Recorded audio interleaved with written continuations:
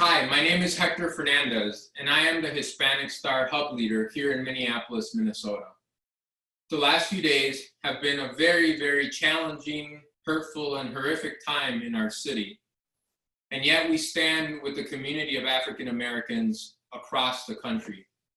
As I went to the memorial for George Floyd over the weekend, I realized that we really do have to stand together, and actually the crowds that are present at his memorial embody a united front against racism and against discrimination of any kind.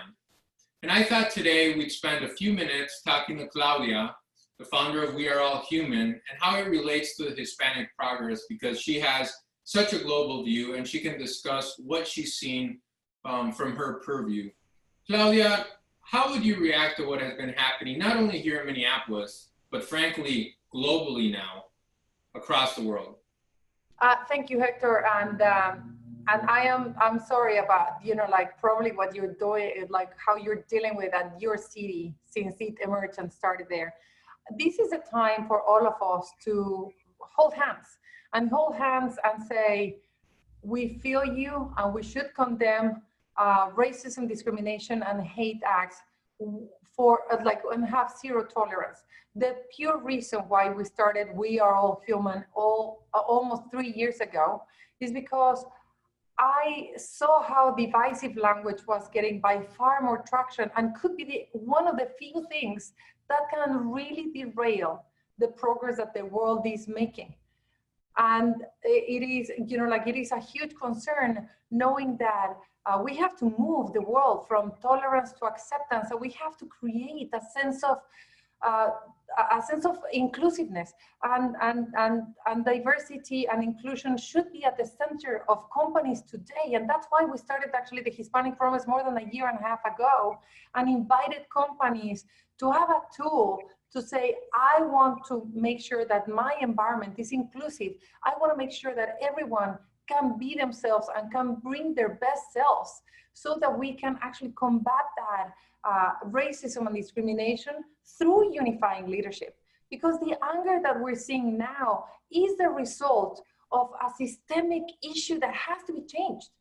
And while we are angry, what we really need is solutions. And the only way we can do that is when we hold hands and say, how are we together going to solve this issue through unity? How are we going to move the fear to love, the fear to hope, and the fear to action? And it is exactly in that moment when you move the individual efforts to the collective action, when you can really generate change. This is not the first time that this happens. We have seen it again and again throughout history. I myself participated, in the anti-globalization movement, managing it. Well, there's a number of similarities.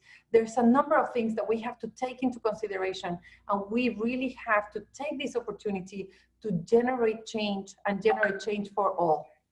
Now, let me ask you one quick question, because we know that this will be a short video.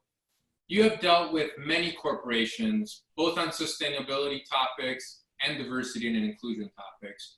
What would be one message that you would send to corporate leaders around what we have seen, and more importantly, where we are going in the next few months and years around this topic?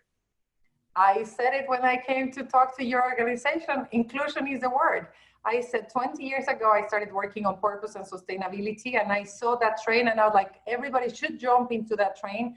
I've been banging the flag of inclusion for a couple of years now, saying like, literally, this is the one train that everybody has to come on board. You need to understand the world is diverse. The world is browner, more feminine, and with a bigger heart that you want to accept.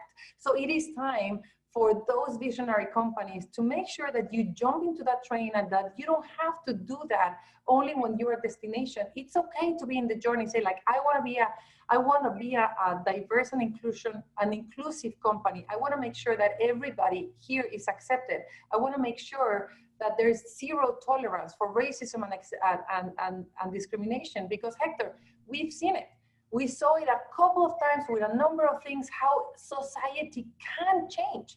Cigarettes, tobacco, it was super aspirational. It was cool. It was accepted.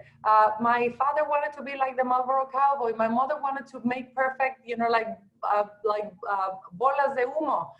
And now it's legislative, like it's at the legislation level is forbidden. Society and individuals unacceptable. We have to do the same for racism. It's possible. Let's do it. Yeah, well, thank you for that word. And I think you're completely right. As we turn towards love and away from hate, we can actually make a change. And so thank you for joining me. I'm in Minneapolis, you're in New York, but hopefully across the nation, we can all come together. And again, we just want to say to our African-American friends, colleagues, neighbors, we are with you. And we feel so much the pain that you're feeling right now. And it really is upon all of us to come together, as Claudia says, and make progress on this. Thank you. We are human. That's right. Okay. Thank you, Hector.